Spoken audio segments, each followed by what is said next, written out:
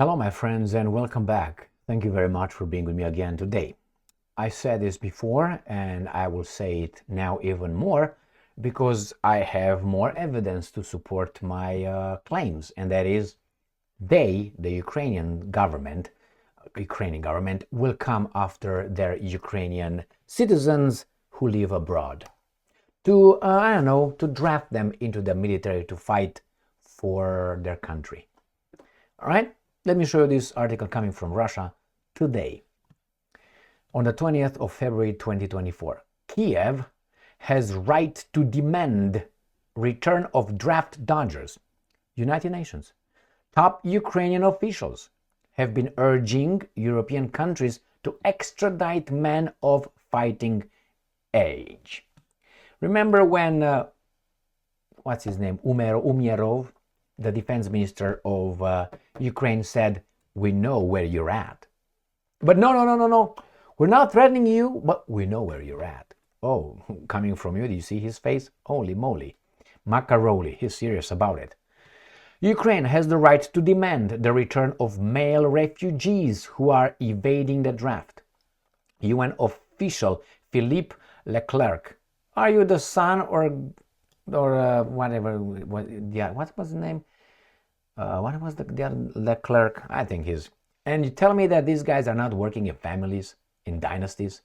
Let me find out. What is his name? Is whatever Leclerc, former French, was it prime minister or foreign minister? Let me see. No, it was the general.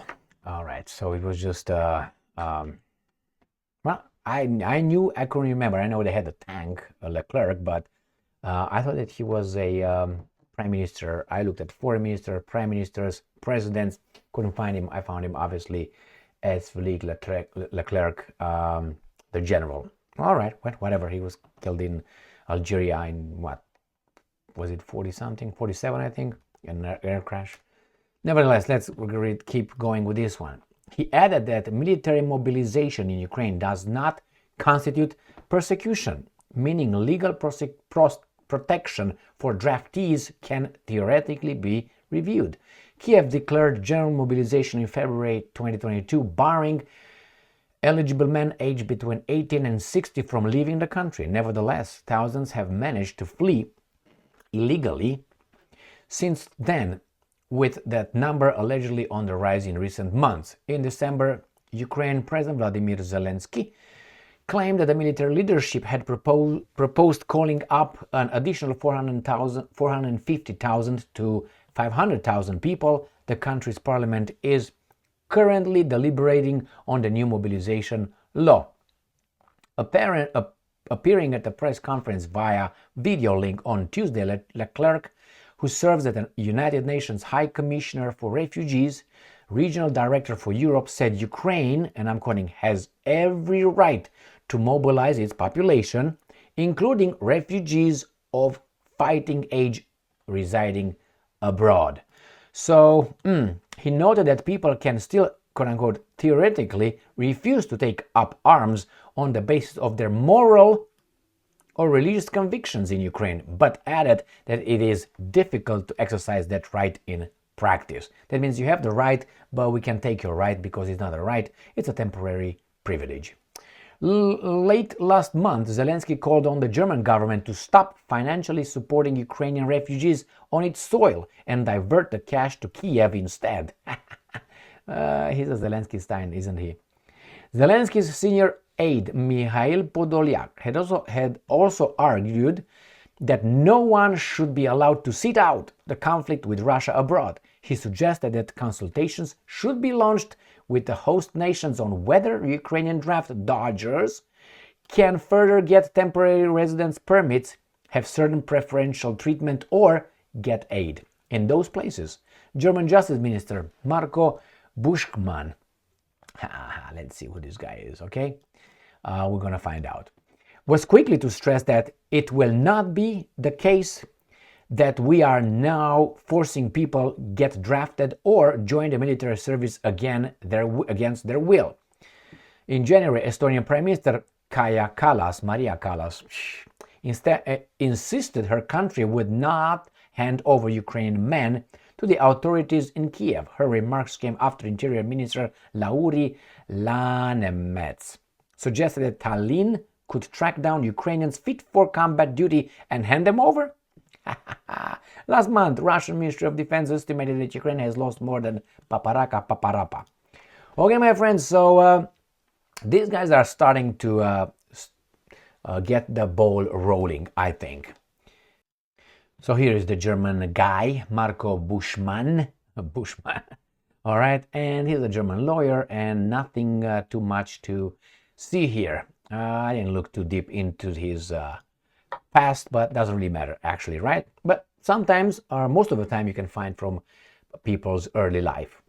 I always do that with anybody because it's good to know, to see who's where he's coming from, where is he going, what kind of family he's got, what kind of brothers, who are his brothers, who are his sisters, parents, children, girlfriends, boyfriends, wives, husbands, whatever.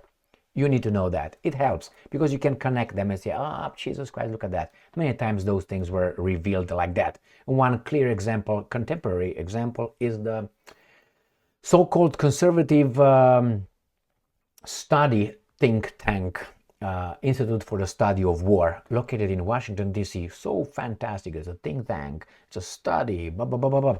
The director is Keegan. And Miss Keegan, I can't remember her first name, is the wife of Mr. Keegan. Mr. Keegan is the brother or of another Mr. Keegan, who is the husband of Victoria Nuland. So Victoria Nuland married with Mr. Keegan. Mr. Keegan's brother is married with the chief of the Institute for the Study of War. All of them are, can't say it. You know what I mean. So anyway, so by that you understand that the Institute for the Study of War, that is the only accredited source for the Ukrainska Pravda. Why I say accredited? They are quoting them extensively, forever and ever. I haven't seen them mentioning any other think tank but the Ukrainska Pravda, the Kiev Independent, New Voice of Ukraine, Ukrinform, all these four, and I regularly, daily, a few times a day, I look over and I'm getting some information. Some information out of that, have Institute for the Study of War as being the source. You can imagine. All that with Victoria Nuland, who showed up in Ukraine in 2014, and a phone call, and you can make shit up, man. It's clear. It's clear. But anyway, it's clear for whoever has eyes to see.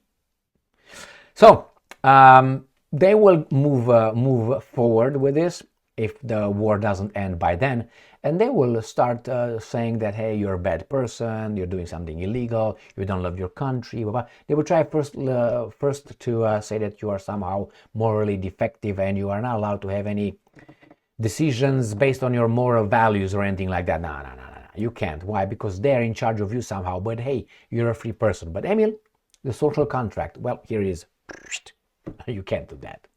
Can you resiliate the social contract? Yet. Why? We need your taxes, my man. All right. Thank you very much for being with me again today. Stay strong, stay smart, look for the truth, and be just. And if we don't get your taxes, we're gonna get your vote.